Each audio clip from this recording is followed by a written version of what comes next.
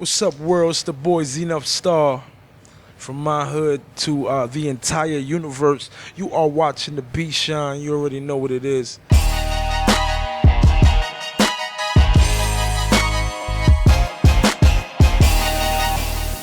think it was the streets, man. The sounds and everything I seen at that time. My dad and mom had me. They were 19 years old, so my dad was all like, he was like this kind of soulful, eclectic pimp dude. But he was just well respected, and he always had me as a young boy in the streets. And in the streets, you heard music in the ghetto streets back then. Like nowadays, it ain't really the same. But the early '80s, man, you heard music in the streets. So that music and that life and the things I seen is what really inspired me to do hip hop, man, real rap. Watching Crush Groove, bruh, real rap. Like I remember it came out. I probably was maybe 3 or 4 years old, but my dad took me to the theaters to see it. And what I seen in the movie was somewhat kind of what I seen in my hood every day. But watching that movie and seeing that movie is what bust my cherry, like they would say. Real rap. Rest in peace, Screwdriver. Meeting Screwdriver at a very early age, like 14, 15, and he was just a records dude at Frontline at the time. And AP was that dude. I was AP's DJ AP from the legendary FOB NRC crew with Just Blaze. I was the MC, you feel me, of all the mixtapes that AP put out back then.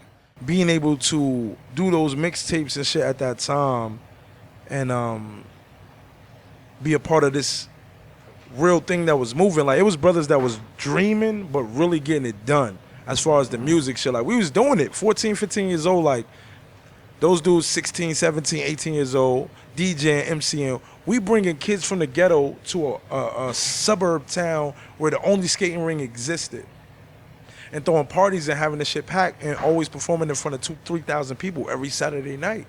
We was the spectacle. So at that very young age, I knew what the capabilities were. People felt me, whether I was dancing, MCing, DJing, people felt me, and I let that take over, period. And that's what kind of saved my life, and that's why I love hip-hop so dearly, you feel me? AP would always let me do like an intro rap, because the group he DJ'd for was my group, you feel me?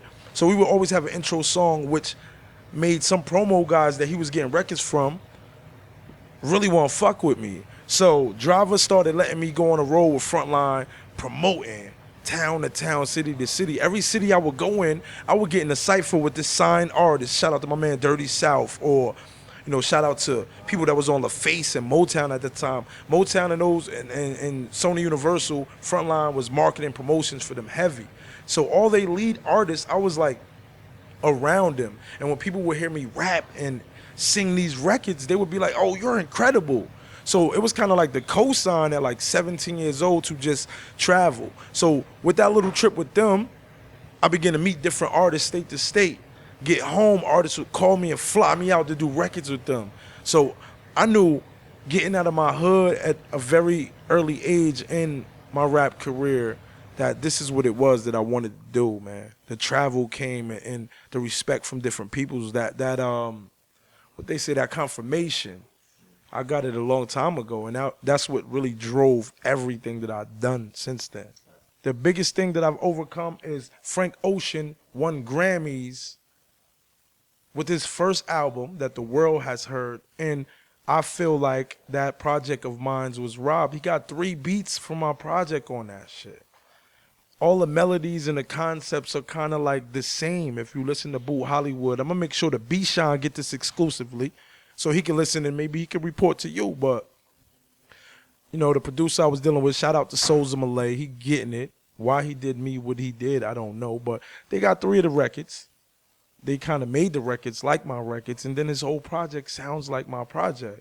So to be able to move the way I move right now and still be killing them, producing, writing, hosting radio shows and being... People look at me as that dude that is next, Nuff Starr. And if you're, for the first time in your life, only seeing me on the B-Shine right now, you heard it here first. But I am the future, you know what I'm saying? I'm going to run this thing called music. And the things that are coming with me, it's going to be incredible. But that was the biggest thing that I got over to this date. And it let me know, like, people really don't care. So you either align yourself up with people that are genuine and they move like such, or you be a snake fake dude in the industry. All I know is good vibes, good love, good soul, and that's what I project and I give off. So, you just got to be aware of chameleons. And people don't care. Miles Davis said it himself. He said every great entertainer, artist, whatever, stole from another great artist. It's just how it goes. So I respect the game, and I'll keep being innovative and creative, and I'll keep being the rapper with no stylist that dress better than all y'all dudes spending a whole lot of money to do so. Bought my first Gemini XL BD10s with my Gemini mixer with the 4-second sampler, and it started with that. Then I got slick because I used to leave the hood and go to the suburbs on bikes riding, and people used to put out, richer people would put out an old stereo system or old speaker or old record player quicker than somebody in the hood. In the hood, you hold on to something for 20 years. A rich man be like, oh, something new came out, I put it to the trash. Period. It's not a white or black thing, it's a fact thing. Like, it's cash. So we used to take these rides on bikes and just gather equipment. So I was building equipment all my life, like, with garbage. You know what I'm saying? Speakers, fixed speakers. I remember when we had no track boards, we used to connect 4 or 5 or 6 tape decks. You know what I'm saying? And by the time you get to that master recording, it'd be so crazy airy, but it felt real good and it got the job done. You know what I'm saying? After the XLBD10s and the Gym Sound Mixer, I had the ASR5. After the ASR5, I had the MPC 2000 XL fully blown. Then I had the ASR10. Then I got the MoFat rack. And then I've just been a collector ever since. If you know anything about me, I collect boom boxes. I got over 17 joints. Believe it or not, man, I'm such a dominant figure in my community that you would think I was the richest dude around. You know what I'm saying? It's just that love. And I think hope is what I gave the people. The people around me, they believed in my talent. They watched me do several different things constantly. And I think that was the main thing that I think I could give, man. But what the music has allowed me to do is travel the world. It allows me, one of the greatest things that I love is I'm in fully control. I got every artist on my roster or my team radio play from, whether it came from me or, college radio, internet radio, we're playing. Everybody has their own plan. Everybody's a businessman. Everybody is, kind of ahead of their game. They know everything to do. They know that they have to, if you produce and songwrite, you need to learn how to mix down. You need to learn how to master. We move like that. And those are the things that I feel like I contribute to, giving people hope and being a great leader, man, like real talk. My name will stand like the Marleys and the Joneses as far as Quincy's and the Jacksons. Like, I feel like I'm really going to have staying in the music industry and the entertainment business, period, because of what I plan to do and how I move. Like, God is great. He has blessed me with this tremendous amount of skill, and everything that I'm involved with or everything that I seem to, touch is really, really an incredible body of work.